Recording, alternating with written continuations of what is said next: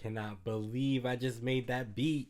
Alright YouTube, what's up? It's your boy, also my producer. I'm here with another YouTube video for you all. This one is about a trick that I use to create R&B melodies. Listen, this right here is your hack, your cheat code for endless R&B melodies you can find anywhere. I'm going to show you how you can make your own R&B progressions for your beats and productions. Don't forget to like and subscribe to my YouTube channel. And if you want to see more content like this, you got to like my stuff. YouTube algorithm really likes it when they see a lot of likes and a lot of comments. So go ahead and get that comment section busting with what you think this beat is like. Who can you hear on this beat? I just want to hear you guys talking to me about what this beat inspired you to do.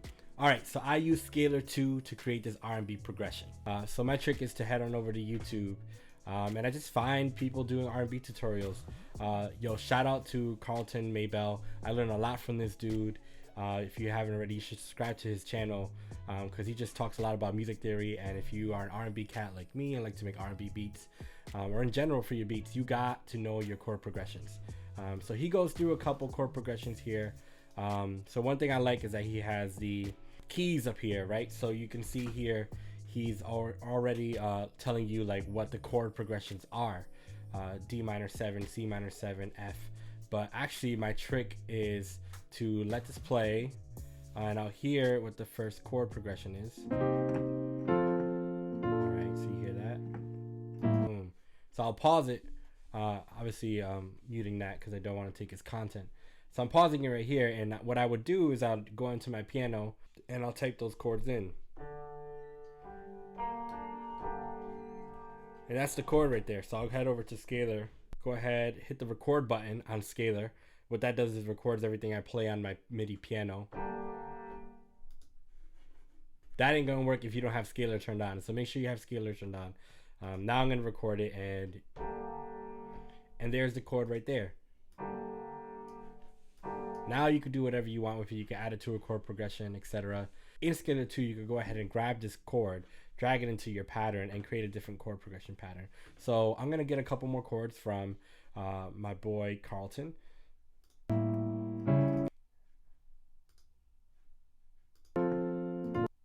Stop it on that one. I like that chord right there. Right, so I'm gonna go ahead and record that.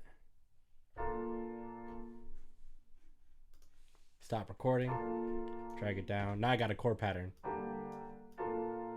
And so I'll go ahead and save this as a preset. You can title it here, save it whatever you want. I typically name mine R&B chords and then I add a number to it just so I could differentiate between the chords. And you can access those chords right here. So you know what? Let's pull up R&B chords pattern 1, which is actually the chord progression used here in Carlton's video.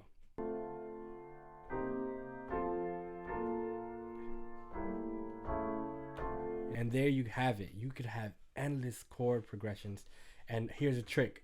You can literally change the key. So I'm changing the key down 2 semitones. Got a whole new song.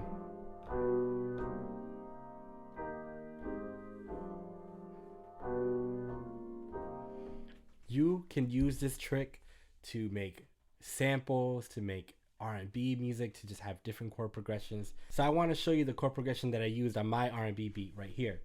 So one thing I'm going to do is I'm going to solo out this piano here, and I'm going to fast forward to this section here, and I'm going to make sure that in Scalar I have my record button on for MIDI, and now what's going to happen is any MIDI that it hears, it's going to record the chords.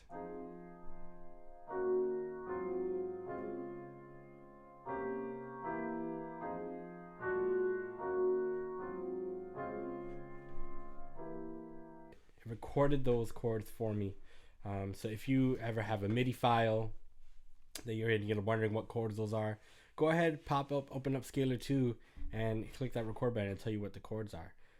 So this piece is in the key of F minor. So we have F minor 7. We're going to the 7 chord after that. So the 7th note in the scale degree. Back to the F minor and the 1. And then we go to the 4. And then here we start a circle of 5th progressions, or 2-5-4, 2-5-1, or 6-2-5-1 chord progression. Essentially what's happening is I'm borrowing chords from another key and creating a 2-5-1 chord progression. Yeah.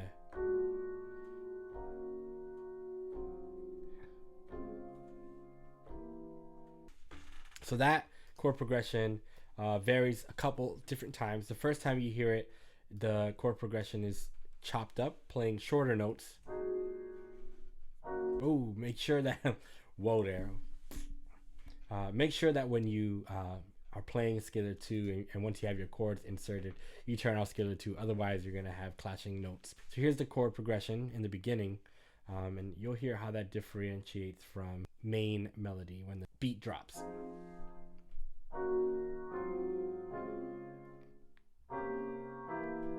So you can hear I have it chopped up there. Then later in the beat, I'm going to have it playing full. Sustained notes. Following that was the bass line. This bass line is so fun. Let's see if I could. Yeah. So the bass line, the bass progression for this just follows the root note of every chord. And this is where that 2-5-4-1 progression comes really in handy. So we start on the.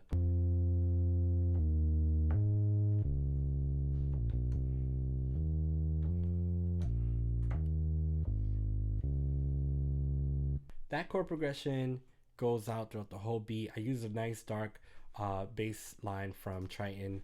They have a really good dark R&B bass preset that I just love to use when I'm doing R&B beats. So together with the piano, that bass line sounds like this.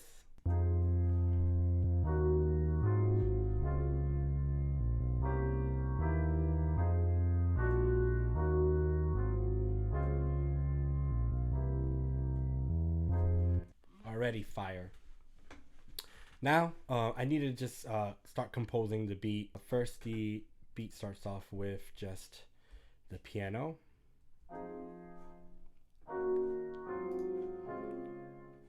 And then I add a clap.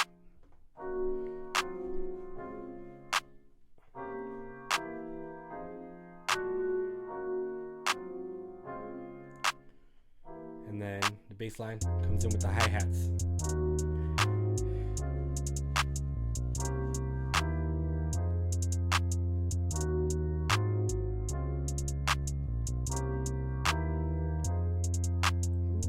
Oh, sounds so amazing already. All right, so that gave me a little bit more to work with. So then following shortly after the hi-hats and the claps, I then wanted to spice up the melody a little bit. So I started adding different elements. The first element that I added to the beat was a pad.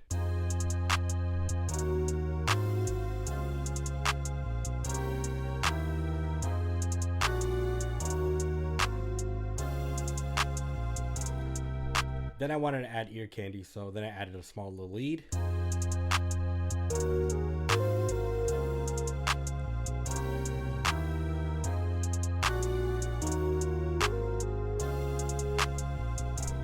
And I added some more ear candy with some bells.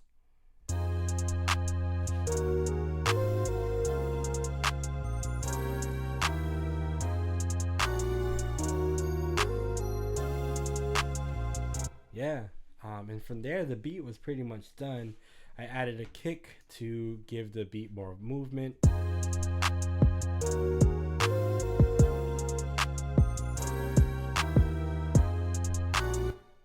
Alright, so the next thing that I added was just my voice. My voice on its own sounds like this.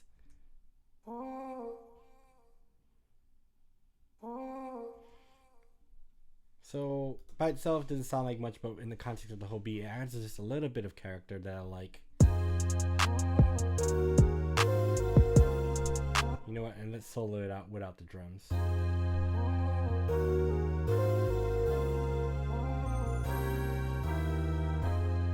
And my vocal preset, I'll show you guys right now. So for my vocals, I like to add some auto-tune. I use Waves Tune. I just feel like it's a more affordable auto-tune. It does the job. I add a channel EQ. I use a soften lead vocals preset. It does a pretty good job. Compressor, type R vocal 2, another really good preset to use. Then I add a limiter. and I use this to bump up my volume a bit. I leave everything else where it is.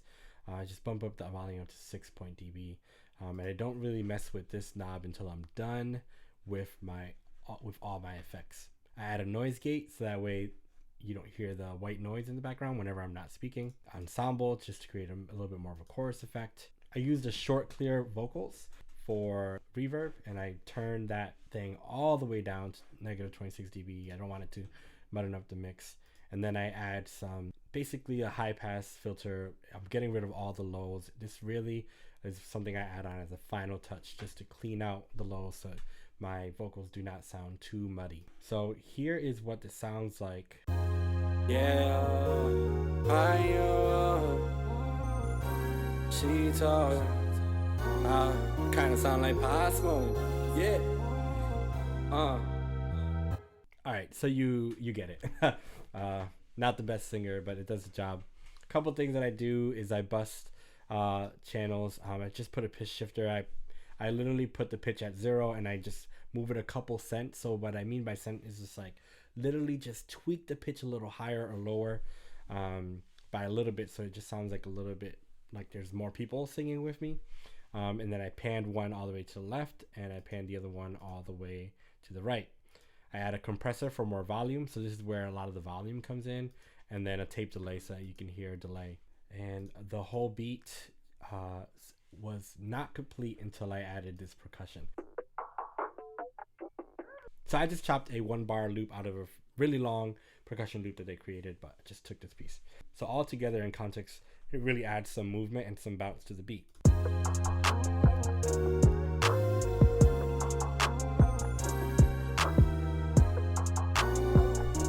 The last thing I did was just structure this song. I did a 4-bar intro that goes into 8-bar pre-verse type of thing, and then it drops right into the verse. Then later comes the chorus, which is where all the instruments come together. I like my choruses and my hooks to be full. And then I drop everything out again for the verse when it comes back with just a little bit more instrumentation. In fact, the pads are back in here in a lower octave, and the pianos are back to being broken up. So that's how I structure my beats and my track. That summarized the beat. I hope you enjoyed it. I hope you learned something new, and I hope that you make your own beats using this kind of structure. If you want to see more content like this, don't forget to like and subscribe. And I'm looking forward to seeing you all in my next video.